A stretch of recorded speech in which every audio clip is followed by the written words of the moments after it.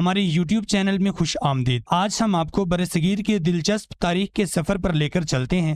ہم اس کی ابتدا عظیم تہذیبوں کے عروج و زوال، بادشاہوں کے دور حکومت اور تقسیم کے بعد وجود میں آنے والی قوموں کی کہانی بیان کریں گے۔ تو آئیے شروع کرتے ہیں۔ برصغیر یا ہندوستانی سب کانٹیننٹ دنیا کے قدیم ترین خطوں میں سے ایک ہے۔ اس سرزمین کی تاریخ ہزاروں سال پرانی ہے اور اس کی بنیادوں میں قدیم تہذیبوں کی نشانیاں موجود ہیں، لیکن برصغیر کی اصل شناخت کا آغاز اس کی پہلی عظیم تہذیب کے عروج سے ہوا۔ برصغیر کی پہلی عظیم تہذیب وادی سندھ کی تہذیب تھی، جو تقریباً 3300 قبل مسیح میں وجود میں آئی۔ یہ قدیم معاشرہ دریائے سندھ کے کنارے پھلا پھولا، جو آج کے پاکستان اور شمال مغربی بھارت میں واقع ہے۔ ہڑپا اور موہنجودڑو جیسے شہر جدید شہری منصوبہ بندی کے عجوبے تھے، جہاں نکاسی آب کا منظم نظام اور باقاعدہ بستیوں کا انتظام تھا۔ برصغیر کی تہذیب کے بڑھتے ہوئے عروج کے ساتھ ساتھ اس کی سیاسی طاقت بھی بڑھی۔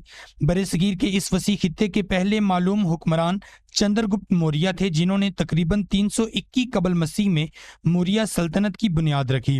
اپنے عظیم مشیر چانکیہ کی رہنمائی میں چندرگپت نے شمالی بھارت کے بیشتر حصے کو متحد کیا اور ایک طاقتور اور مرکزی ریاست کی بنیاد رکھی۔ برصغیر کے متحدہ خطے کے آخری اہم حکمران بہادر شاہ ظفر تھے، جو مغل سلطنت کے آخری بادشاہ تھے۔ انہوں نے 19ویں صدی کے وسط میں حکمرانی کی، جب مغل سلطنت زوال پذیر تھی اور برطانوی استعماری طاقت عروج پر تھی۔ 1857 کی جنگ آزادی کی ناکامی کے بعد برطانوی حکومت نے بہادر شاہ ظفر کو معزول کر دیا، جو مغل سلطنت کے خاتمے اور براہ راست برطانوی راج کے آغاز کا نشان تھا۔ برصغیر کی تقسیم سے پہلے یہ ایک وسیع خطہ تھا، جس میں آج کے بھارت، پاکستان، بنگلہ دیش، نیپال، بھوٹان اور کبھی کبھار افغانستان کے علاقے شامل تھے۔ یہ تمام خطے ایک مشترکہ ثقافتی اور تاریخی ورثے کے حامل تھے، حالانکہ انہوں نے وقت کے ساتھ ساتھ الگ الگ شناختیں بھی اختیار کیں۔ 1947 میں برصغیر کی تقسیم نے دو بڑی قوموں کو جنم دیا، بھارت اور پاکستان۔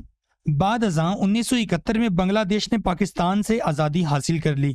ان آزادی کی تحریکوں میں اہم کردار ادا کرنے والی شخصیات یہ ہیں: پاکستان 1947، محمد علی جناح، جنہوں نے ایک علیحدہ مسلم ریاست کے قیام کے لیے قیادت کی اور پاکستان کے بانی بنے۔ بنگلہ دیش 1971، شیخ مجیب الرحمان، جنہوں نے آزادی کی تحریک میں قائدانہ کردار ادا کیا اور بنگلہ دیش کے بانی کہلائے۔ برطانوی راج سے آزادی کی مہم کا آغاز کرنے والی پہلی اہم شخصیت بال گنگادھر تلک تھے، جنہیں ہندوستانی بے چینی کے باپ کے نام سے جانا جاتا ہے۔ 19ویں صدی کے آخر اور 20ویں صدی کے اوائل میں تلک کا نعرہ سوراج یعنی خود حکمرانی نے آزادی کے لیے ایک نسل کو متاثر کیا۔ پاکستان کی آزادی کی تحریک میں سب سے اہم کردار محمد علی جناح کا تھا۔